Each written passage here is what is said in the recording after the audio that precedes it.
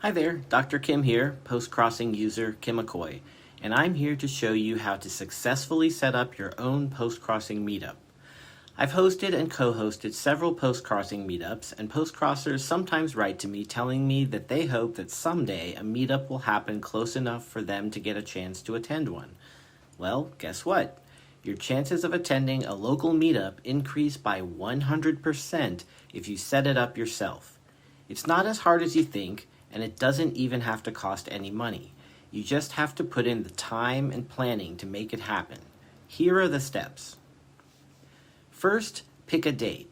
It's your meetup, so you get to pick a date that works great for you.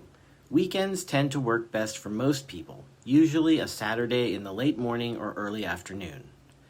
Pick a date that is about 2 months out so that you will have enough time to invite plenty of people, and also so that people can plan ahead of time.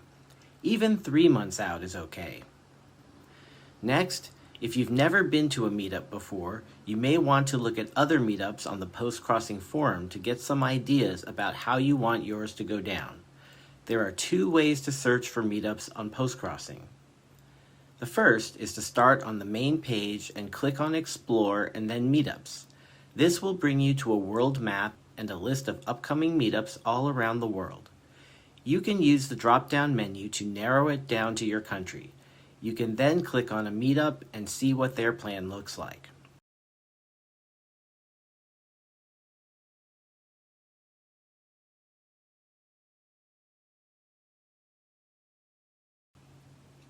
You can also explore meetups by clicking on the Forum tab from the main menu.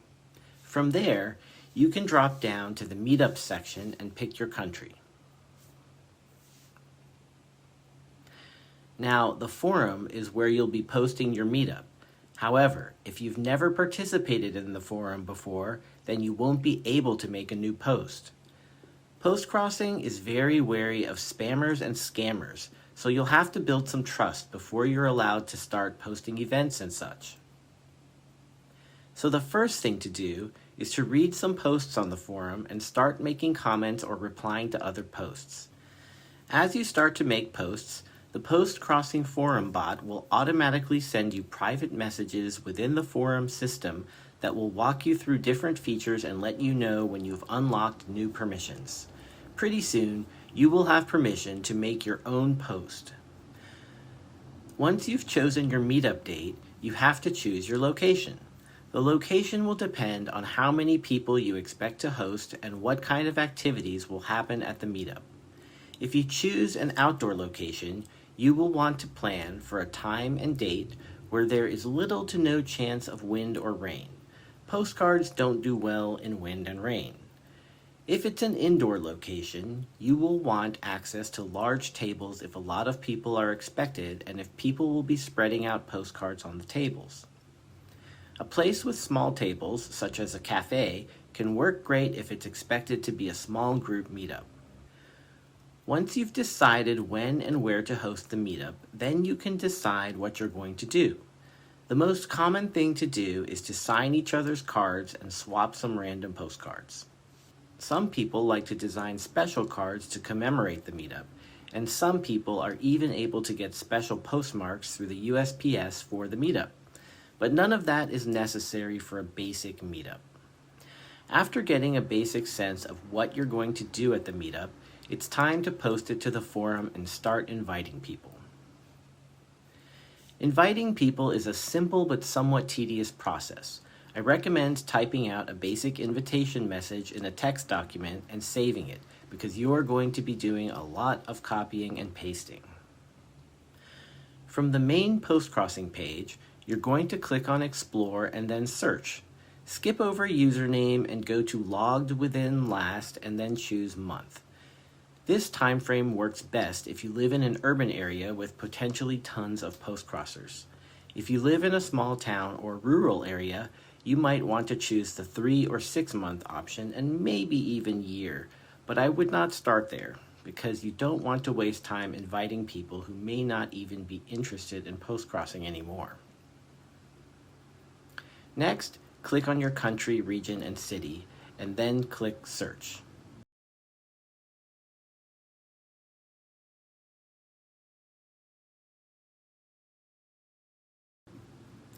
And voila. Now you just start at the top of the list and start inviting.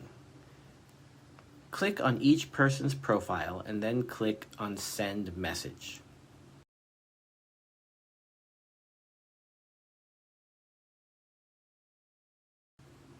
Put something like Meetup coming up in the subject line and paste your invitation message in the body and hit send.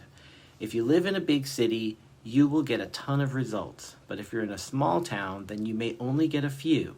In that case, just go back and keep choosing all of your neighboring towns and look for postcrossers to invite. Remember, if you live far away from major cities, there may be postcrossers who are willing to drive a long way to attend your meetup. Even here in San Francisco, we have postcrossers who drive from 2 to 4 hours away to attend meetups because they really enjoy them and because there are no meetups happening near them. So it doesn't hurt to cast a wide net. The inviting phase is where you are likely to run into your daily message limit. Postcrossing limits the number of direct messages you're able to send per day based on the number of postcards you are able to send in general. This is another reason to plan the date of your meetup far into the future because it will take many days, possibly even weeks, for you to get enough invitations out. You should expect that, on average, maybe 1 in 6 invitations will result in a person really showing up. For example, for my big San Francisco meetup, which had 40 people in attendance, I had to send out about 280 invitations.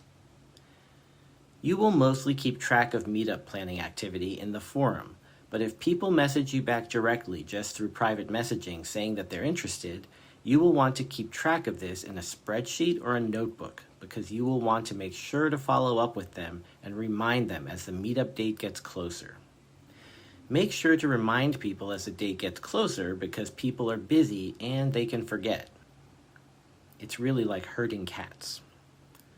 For the day of the meetup, make sure you arrive early to greet people and then just relax. It'll be fine. If you are expecting a lot of people, like more than 20, and if you have special postcards or something to hand out, then it's helpful to wrangle some extroverted friend to help you. And that is pretty much how you make a postcrossing meetup happen in your own town. If you have any questions about the process, feel free to message me directly on Postcrossing. Again, my user ID on Postcrossing is Kim McCoy. Thanks for watching the video and happy postcrossing.